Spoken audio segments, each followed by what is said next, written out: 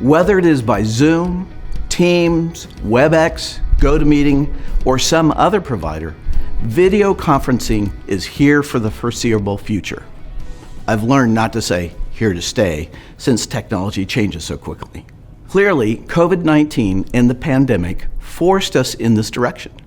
But fortunately, advances in technology also have made meeting virtually by video less painful than it was previously. Now, I know almost all of us participate regularly in virtual meetings, and many think, I've got it, no worries.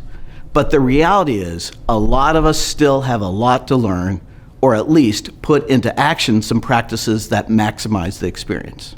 And as a psychologist, there's some important research I have to share with you that can impact your use of video conferencing. First, let's go over some basics that lead to having a video-based meeting that actually works. If you're hosting, running, or setting up the meeting for someone else, please make sure you understand how the technology works. Know that the meeting ends when the host signs off. Also, ensure the participants know how to share their screen, use the mute button, turn on their camera, and the other tools available. If you're using breakout rooms or a poll with the group, figure out the setup options prior to the live session. And if you're going to share a video clip with the group, make sure your platform supports doing so, and know how to share the sound of the video being shown. Probably one of the best practices that will yield significant benefits is to have and communicate the expectations for participants during the call.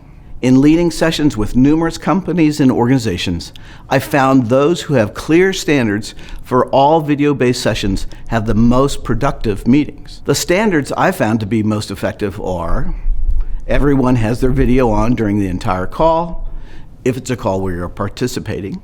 Participants are expected not to multitask during the call. Those who are not actively engaged in presenting or commenting should mute themselves to reduce extraneous and unexpected background noises. Participants should be informed the best method and timing for making comments or asking questions. Now, let me share a few suggestions based on what we know about healthy relationships and effective communication.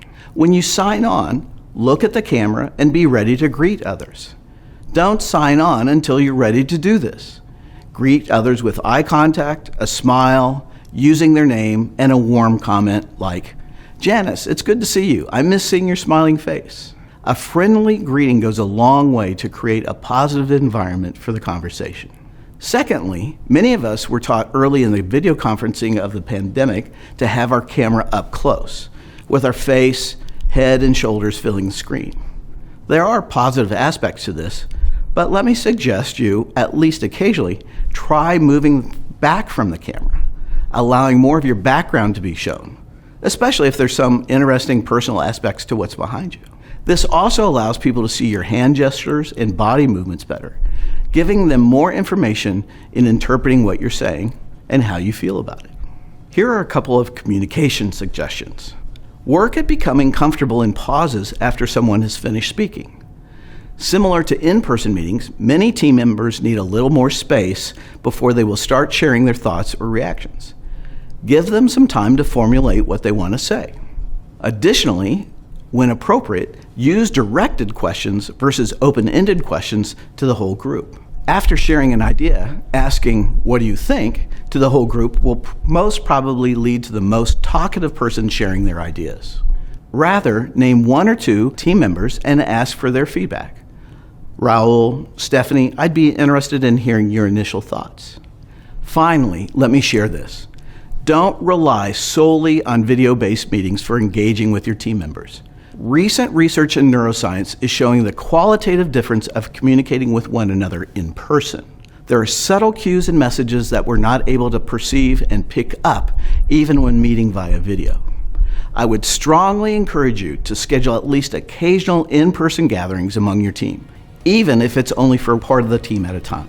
In doing so, you will add a depth of understanding in communicating with one another that's well worth the cost and effort.